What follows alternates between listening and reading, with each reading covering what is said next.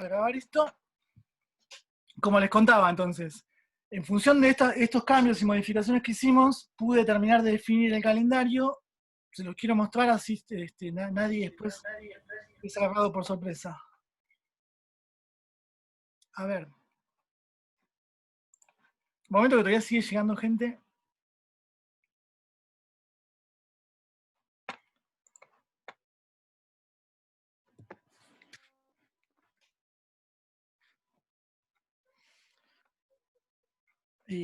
Bueno, creo que ahí más o menos estamos. Este calendario.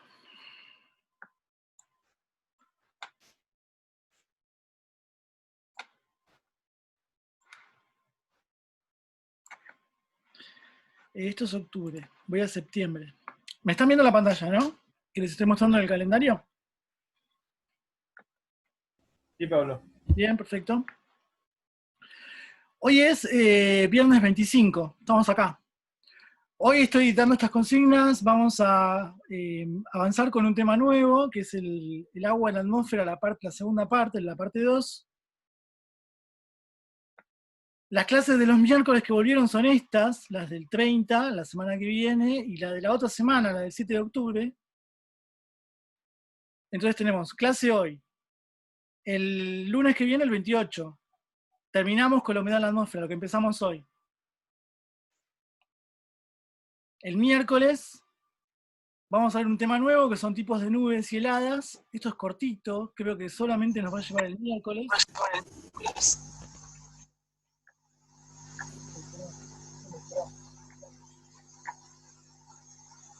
El viernes, acá se nos termina septiembre, esto es el miércoles 30, pasamos a octubre. Miércoles 30, octubre 2, viernes. Tenemos que empezar con el tema del viento, así que es tema nuevo. Luego, el lunes 5, la segunda parte de viento, y con esto terminamos la parte de viento. Y acá terminan los temas del primer parcial. Y ahora empezamos con que no entiendes, con el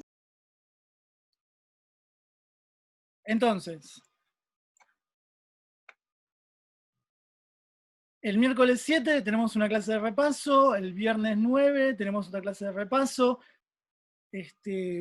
No sé muy bien, todavía no organice cómo van a ser los repasos, pero bueno, van a estar estas dos clases. Quizá una clase sea de consulta, entonces, o sea, no es de conexión obligatoria. Todavía no lo pensé, pero vamos a ver. La semana del 12, 14, 16 son los 3 días de seminario, grupo 1 y 2, grupo 3 y 4, grupo 5 y 6. El 19, lunes, tenemos un tercer repaso, o clase de consulta, y el 21 tenemos el examen parcial. Así que, un poquito, esta inclusión, digamos, de los seminarios, toda esta semana nos lleva, digamos, a tener que ocupar los miércoles. Estoy ocupando en realidad 2 miércoles extras, y después estoy poniendo clases de repaso. Así que tampoco es que cambia mucho el esquema, o sea, estoy tratando de que no se enojen tanto conmigo. Así que la idea es un poquito, o sea, meterle un poquito más de clases como para poder hacer bien tranquilos y llegar bien, sin apuros, con los temas y con los repasos. Este calendario, así como está, yo se los copio y se los pongo en la plataforma también, así ya también a ustedes ya les queda disponible, y van organizando sus tiempos y actividades en función de las actividades y fechas. Entonces, insisto, repito, fechas importantes tenemos la semana del seminario 12, 14 y 16. En alguno de los 3 días, individualmente, alguno va a tener que trabajar y exponer su paper elegido para el seminario. Luego tenemos el 21, el examen parcial. Así que estas, digamos, son las instancias de evaluación. La semana del 12 y el miércoles 21 con el parcial. Les contaba, el lunes 5 terminamos con los temas del primer parcial, ¿sí? Y, o sea, tienen, digamos, hoy es 25. hasta el 12 para preparar el seminario y luego estamos a casi un mes del primer parcial. Así que hay tiempo, digamos. O sea, mi idea era justamente, o sea, darles esto con tiempo y no tirárselos una semana antes, digamos, para que puedan disponer, digamos, de organización y tener tiempo. ¿Dudas, consultas, cosas que no estén claras?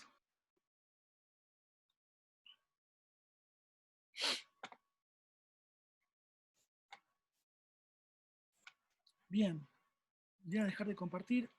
A ver, ya los leo en el chat. Uy, ¿dónde se me fue el chat? Acá.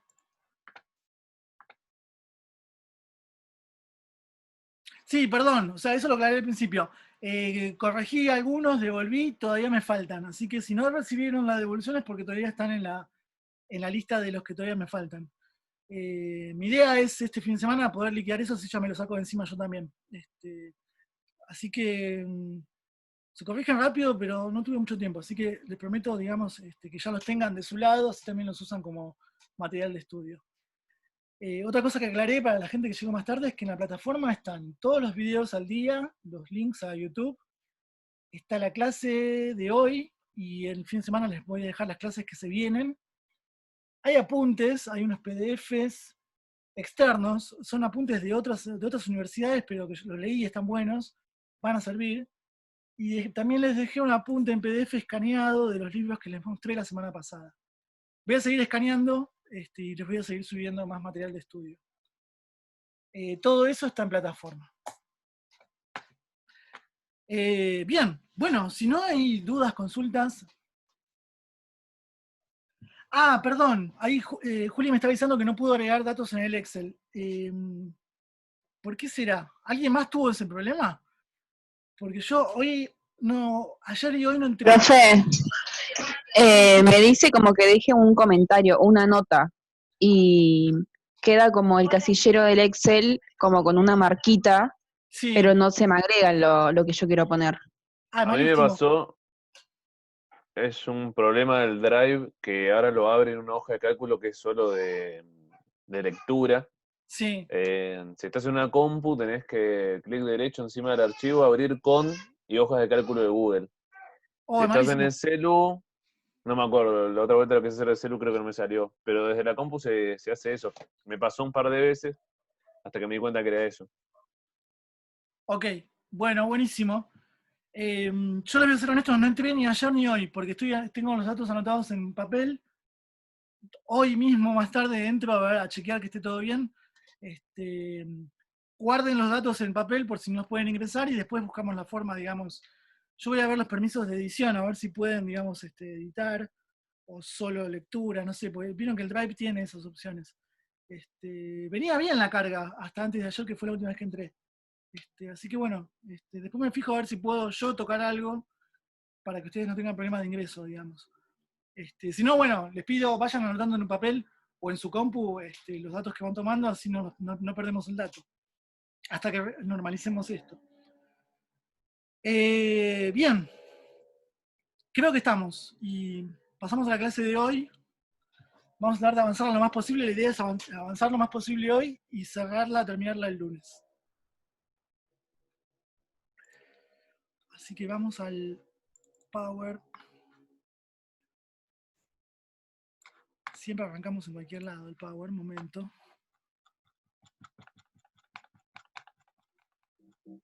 Bien.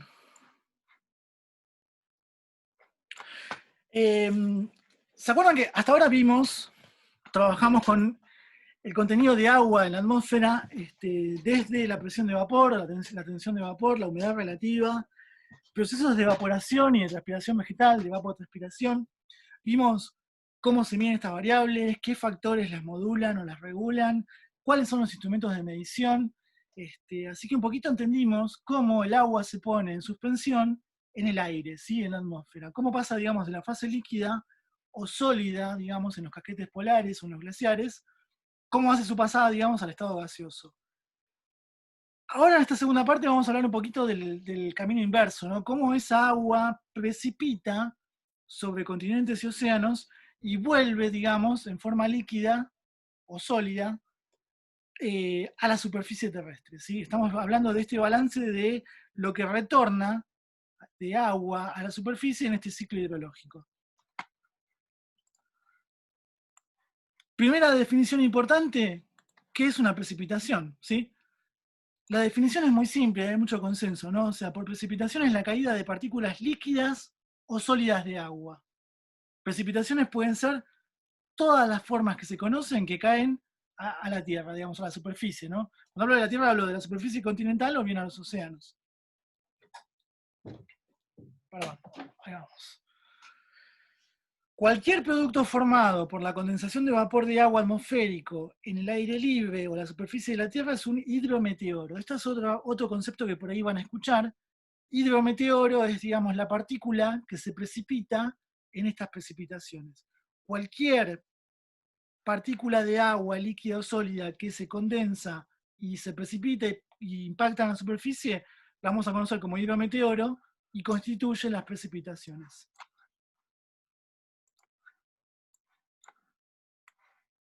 Dada esta definición, precipitación, vamos a ver que hay precipitación líquida o precipitación congelada, digamos, sólida. Por precipitación líquida vamos a definir lo que es llovizna y lo que es lluvia. Por precipitación congelada tenemos nieve, granos de nieve, agua nieve, granizo, copos de nieve o cristales de hielo. O sea, hay diversidad de formas sólidas en la que el agua puede precipitar a superficie. Acá hay algunos ejemplos, o sea la lluvia líquida como la conocemos, puede ser lluvia o llovizna, y luego hidrometeoros sólidos o precipitaciones sólidas como pueden ser nieve, granizo, cristales de hielo. Cuando hablamos de precipitaciones líquidas, la primera clasificación es acerca de qué es lluvia y qué es llovizna. Que una cosa sea lluvia o que una precipitación sea lluvia o sea llovizna tiene que ver con el tamaño de las gotas y la visibilidad asociada a esa precipitación, ¿sí? Entonces, se clasifica según el tamaño de las gotas y la visibilidad asociada. La precipitación con gotas de menos de 0,5 milímetros de diámetro, menos de medio milímetro estamos hablando, piensen en la regla, en el útil escolar, ¿no? 1 centímetro son 10 milímetros, agarro uno de esos milímetros y la mitad es el margen, digamos, o el umbral que me está definiendo cuándo una precipitación es lluvia o cuándo una precipitación es llovizna.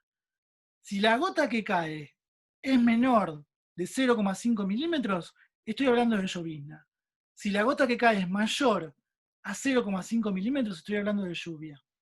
Estamos hablando, ¿no?, de las dos formas de precipitación líquida. Luego, uno puede clasificar a la llovizna como débil, moderada o fuerte, dependiendo de la visibilidad asociada. Las gotas que van a ser de mayor tamaño y que además caen de manera más separada en el espacio, digamos, no caen todas aglutinadas o juntas, forman lo que se va a considerar lluvia. Entonces yo necesito de nuevo tener partículas que se precipitan mayores a 0,5 milímetros para considerar la lluvia. Esa lluvia yo también de nuevo la puedo definir como débil, moderada, fuerte, según la cantidad del volumen de agua que está cayendo por unidad de tiempo, y según la visibilidad asociada. La visibilidad asociada es cuántos kilómetros veo en medio de esa lluvia o en medio de esa llovizna. Si yo tengo una llovizna que me genera una visibilidad muy reducida, estoy hablando de una llovizna fuerte. Si estoy hablando de una lluvia que me genera una visibilidad nula o reducida, estoy hablando de una lluvia fuerte. Esto, de nuevo, o sea, la diapositiva celeste de abajo es, básicamente repite un poco la información, habla de las partículas de 0,5 milímetros para clasificar qué es lluvia y qué es llovizna.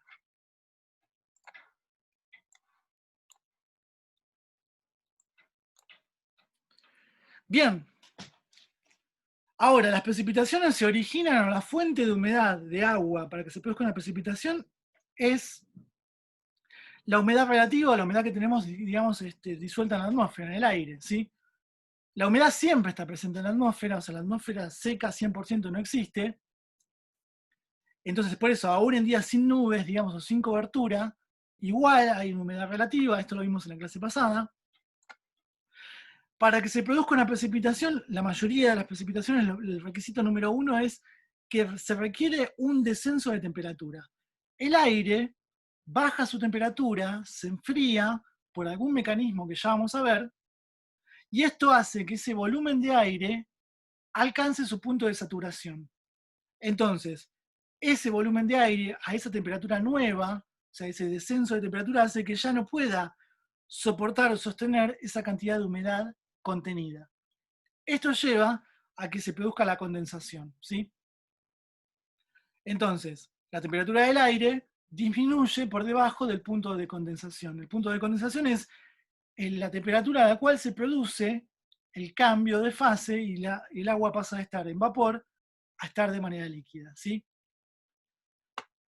Estos mecanismos de enfriamiento del aire, vamos a ver que hay diferentes tipos de mecanismos. Se pueden producir, por ejemplo, por ascenso de masas de aire. Eso produce calentamiento o enfriamiento en la superficie de la Tierra, o bien por barreras orográficas. Ahora después vamos a entrar en cuáles son los mecanismos que producen descenso de temperatura de las masas de aire.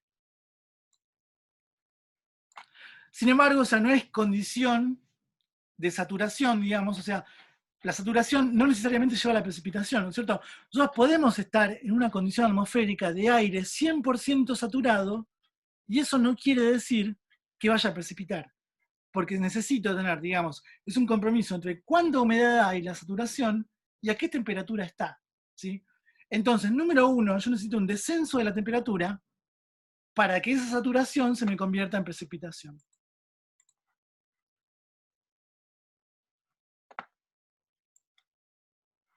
Sí, claro. Ahí, Hernán está diciendo que, por ejemplo, pasa en ambientes ecuatoriales, digamos, o por ejemplo, no sé, en ambientes de jungla, de selva, de mucha humedad. Pasa a veces en Buenos Aires, en Capital Federal también, o sea, donde tenemos una saturación prácticamente del 100% de humedad. Y sin embargo no está lloviendo. O sea, el aire está completamente cargado de humedad, está completamente saturado, pero se mantiene en un equilibrio porque la temperatura de ese aire no alcanza o no desciende lo suficiente para que se produzca la condensación, ¿sí? Entonces, no quiere decir, claro, está muy caliente, tiene que haber un descenso de temperatura para que esa humedad que está saturando el aire digamos, se condense y se precipite, ¿sí?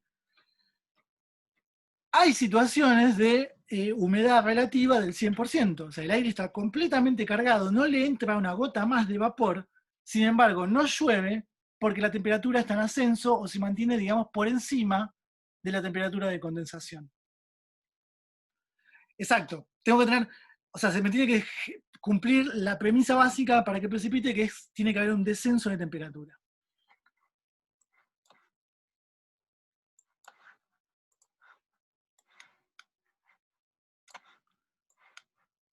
Otra cosa muy interesante, además de que estamos, digamos, o sea, poniendo sobre la mesa cuáles son las variables que me van a definir que algo precipite. Tengo que tener humedad relativa en el aire, tengo que tener un descenso de temperatura y además tengo que tener núcleos de condensación o congelamiento. ¿Qué son estos? Los núcleos de condensación son partículas a partir de las cuales se van a formar gotas de agua o de cristales de hielo, ¿sí? Este proceso se llama nucleación. Una gota que precipita no se forma espontáneamente, sino que requiere de un disparador o un catalizador que va a ser una partícula en suspensión en la atmósfera, ¿sí? Estos núcleos de condensación pueden ser productos de combustión, óxidos de nitrógeno, partículas de sal, son pequeñas partículas sólidas de materia sólida que se encuentran en suspensión, de muy pequeño tamaño, ¿no? Estamos hablando de cosas, de partículas muy pequeñas en suspensión.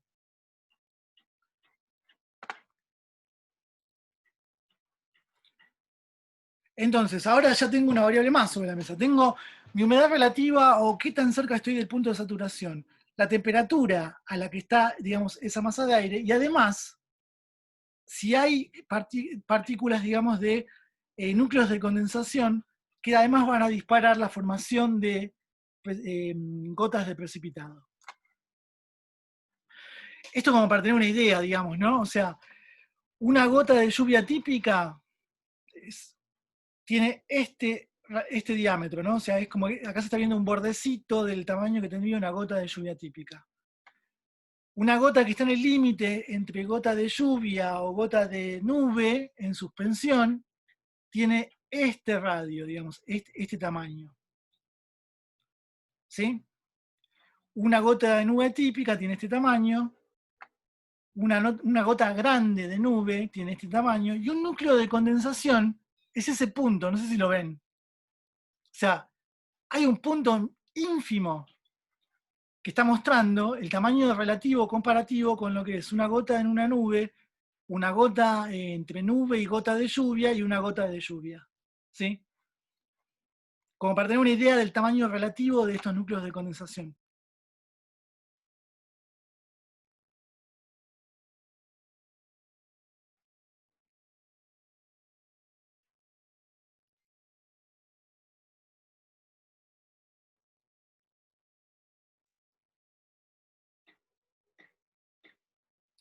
Sí, bien, los estoy leyendo en el chat. Alex, y ahora vamos a ver qué pasa con las gotas, cómo se pegan esas partículas y se produce un fenómeno que se llama coalescencia. Y es como una, digamos, se dispara una secuencia de pasos que me va a generar una gota de precipitado.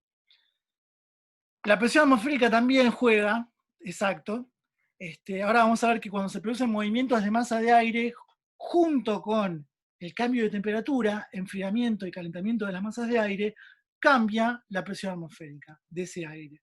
Entonces, un poquito la presión atmosférica va de la mano de la temperatura. ¿Sí? Entonces, vamos poniendo sobre la mesa, tenemos cambio de temperatura, núcleos de condensación, humedad relativa, cambio en la presión atmosférica. O sea, voy contando 5 variables o factores que van a condicionar si precipita o no agua de la atmósfera. Ahí Hernán está contando de que en las áreas secas, sí, de secano, generalmente en el norte, en Jujuy y Salta también, se tiran esas, son como, sí, son proyectiles, digamos, y se están sembrando en el aire, digamos, núcleos de condensación, y eso produce, digamos, que se formen estas gotas de precipitado.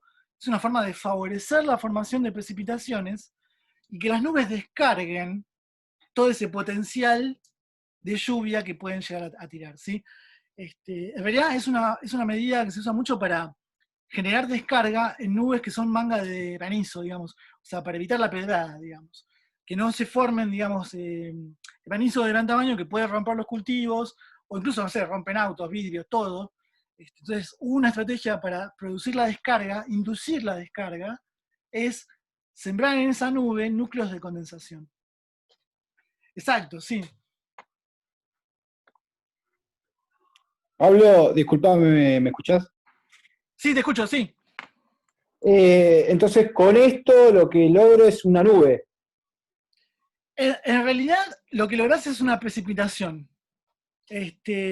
La nube es, digamos, está en suspensión.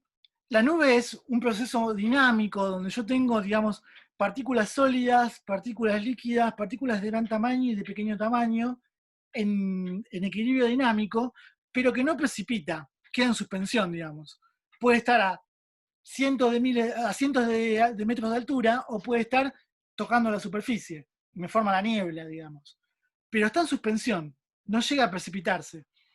Todo esto que estamos hablando son estas 5 variables y los núcleos de condensación son los que me van a producir la precipitación, o sea, que esa agua toque el suelo.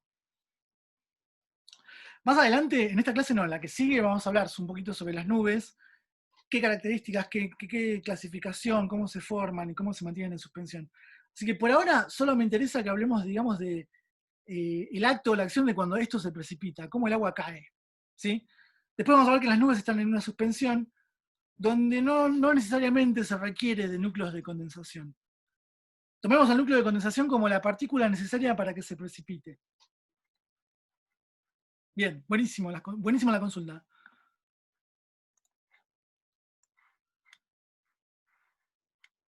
Ahí también un poco la consulta era cómo se forma, digamos, estas gotas o estos núcleos de condensación. Estos núcleos de condensación lo que hacen es aglutinar con las propiedades del agua, hasta que vimos la tensión superficial, las propiedades de cohesión, o sea, funciona realmente como un núcleo de aglomeración, las partículas de agua en suspensión muy pequeñas se empiezan a juntar en torno a ese núcleo de condensación y esas gotas comienzan a crecer, ¿sí? Entonces, la gota comienza a crecer, o los cristales de hielo también comienzan a crecer, y ese crecimiento lleva a que se incremente la masa y comienza, digamos, esta gota comienza a sufrir, o sea, los componentes verticales que la sostienen en suspensión sean vencidos por la fuerza de gravedad. Entonces, ese tamaño, ese crecimiento, esa masa incrementada, hace que ya no se sostenga y comienza a precipitarse. O sea, entonces, las corrientes de aire, las masas de aire la mantienen en suspensión como nube, pero cuando se empiezan a formar estas gotas de mayor tamaño con un núcleo de condensación, comienza a ganar masa, comienza a ganar mayor tracción gravitatoria y comienza a precipitarse.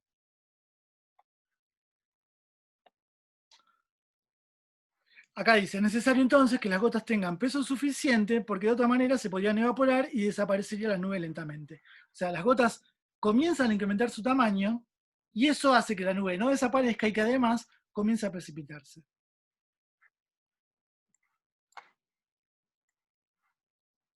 Luego, las gotas, ¿cómo es que se empiezan a juntar? O sea, de nuevo, hay atracción electrostática, son moléculas de agua, la molécula de agua, ¿se acuerdan que era un dipolo? Tiene densidad de carga positiva y negativa, se comienzan a atraer entre sí, y además, si yo tengo movimiento de esa masa de aire, aumenta, digamos, la entropía, la tasa de choque entre esas partículas, y a medida que van chocando, se van aglutinando. Eso es que las gotas crecen por atracción electrostática o por turbulencia.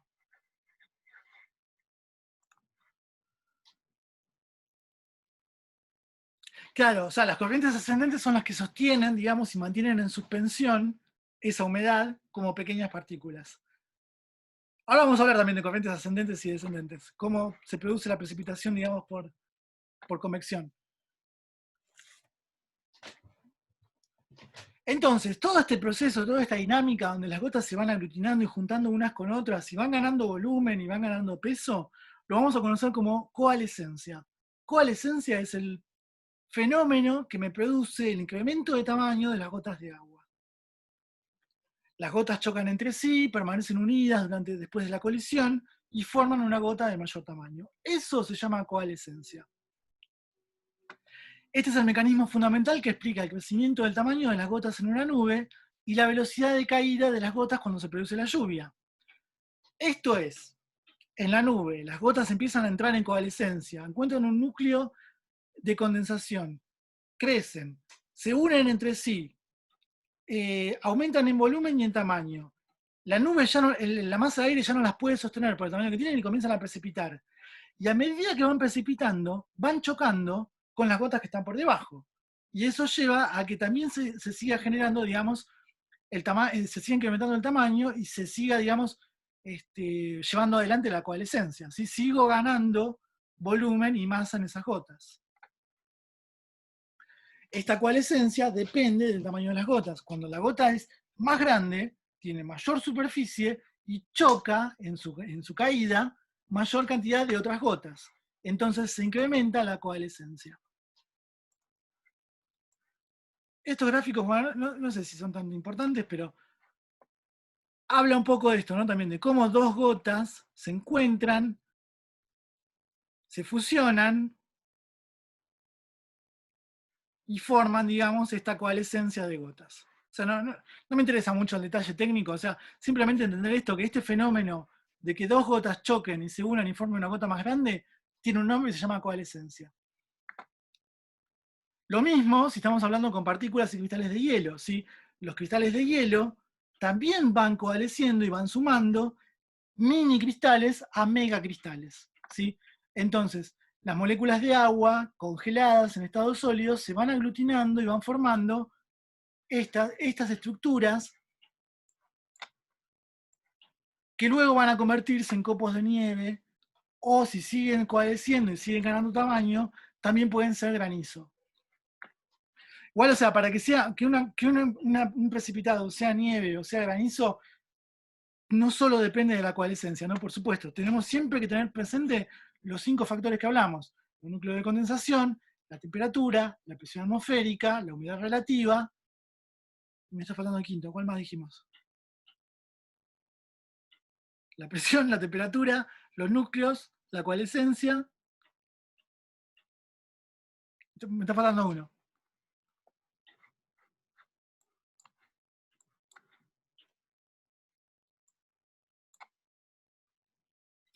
Estoy esperando que me tiren un centro por el chat, porque... la humedad relativa. Ya la dije, la humedad relativa. No me acuerdo. Bueno, no importa, sigo.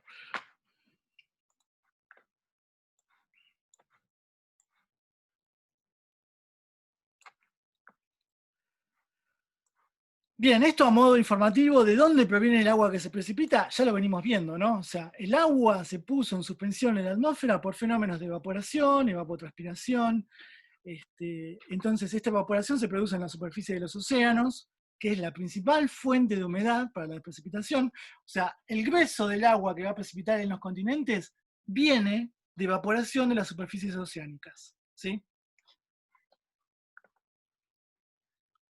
Luego, o sea, no más del 10% de la precipitación continental se puede atribuir a la evaporación de los continentes. Los continentes evaporan poco. ¿Por qué? Porque, o sea, son mayoritariamente de tierra, de sólido, digamos. O sea, entonces es poca la tasa de evaporación de agua continental.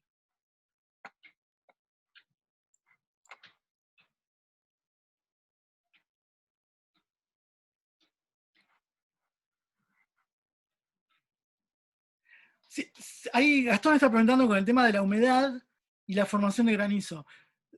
Sí, los fenómenos de granizo son complejos en el sentido que dependen, son multifactoriales, ¿no? Como todo de nuevo. Entonces, por ejemplo, una variable es la humedad relativa del aire. O sea, digamos, o sea, es necesario un mínimo de humedad relativa del aire para que eso vaya a granizo. Luego se tiene que producir un fuerte gradiente de temperaturas, ¿sí? Entonces tengo que tener una alta temperatura en superficie con mucha tasa de evaporación, pero luego un cambio drástico en la temperatura donde se están formando las nubes. O sea, entonces como que necesito tener, digamos, un gran escalón de temperaturas, entonces como que el delta T entre donde está la nube y donde está la superficie también tiene que ser un requisito, y luego tienen que ver también con corrientes convectivas. O sea, ahora vamos a poder avanzar un poquito para entenderlo un poco mejor. No voy a explicar cómo se forma el granizo porque se escapa, digamos, pero sí el granizo es propio de cierto tipo de precipitación, de cierto tipo de mecanismo de precipitación. Así que ahora vamos a avanzar un poquito sobre eso. Luego, digamos, del agua, del total de agua que cae en forma de precipitación en áreas continentales, se estima que aproximadamente un 25% vuelve en forma de escorrentía directa o flujo de agua freática de napas subterráneas de nuevo a los océanos, ¿sí? Entonces esto es parte, digamos, de este balance o este ciclo hidrológico que estamos terminando de describir con estos procesos.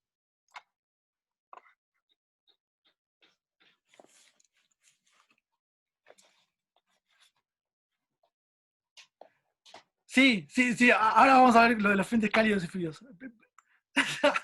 Téngame paciencia, che, ya llegamos. Esta es la parte introductoria. Esta diapositiva es para reforzar algo que ya vimos, o sea, el ciclo del agua.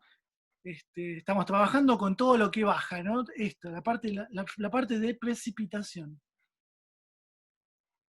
Esto es un poco tratar de explicar de cuál es el grueso de lo que se precipita, viene de la evaporación oceánica. Poco es lo que cae en continente y poco es lo que retorna de continente, ya sea por capas subterráneas o por escorrentía, escurrimientos, superficial, vuelve al océano. No, todo bien, me encanta, o sea, que el hambre que tienen por querer saber entender las cosas, o sea, me encanta. Así que no hay que pedir disculpas, ¿no?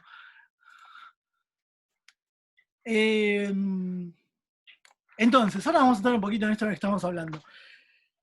Es posible hacer una clasificación de los tipos de precipitaciones. Y esto tiene que ver con cómo se originan o cuáles son los mecanismos que dan origen a estas precipitaciones, ¿sí?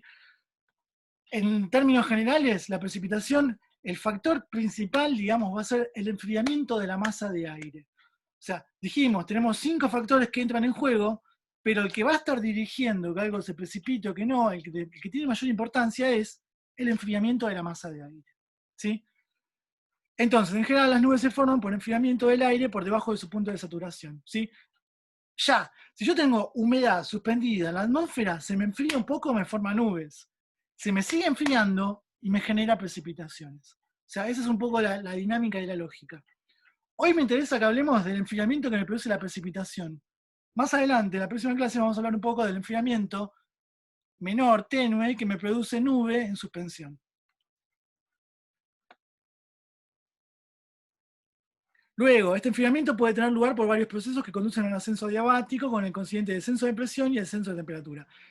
El enfriamiento es pérdida de calor. ¿Sí? Si yo pierdo calor, eso me lleva a dos consecuencias en una masa de aire. Me baja la temperatura y además me baja la presión. ¿Sí? Si yo puedo pensar la lógica opuesta, si yo hablo de calentamiento, de recibir calor, le entrego calor a un sistema gaseoso, eso me produce ascenso de la presión y me produce ascenso de la temperatura. ¿Sí? Entonces, que algo suba o baje su presión, que algo suba o baje su temperatura, tiene que ver de nuevo con este intercambio del calor que entra y del calor que sale. ¿Sí? De nuevo tenemos que seguir entendiendo la dinámica de las masas de aire de la atmósfera como sistemas de intercambio de calor. ¿Sí? Que los fenómenos de enfriamiento, calentamiento, suba, baja de presión se produzcan, va a depender siempre del calor que se entrega o del calor que se recibe. O sea, nunca nos vamos a salir de ese campo, de esas reglas del juego, digamos. Entonces, esto nos va a llevar a entender 3 tipos principales de precipitaciones.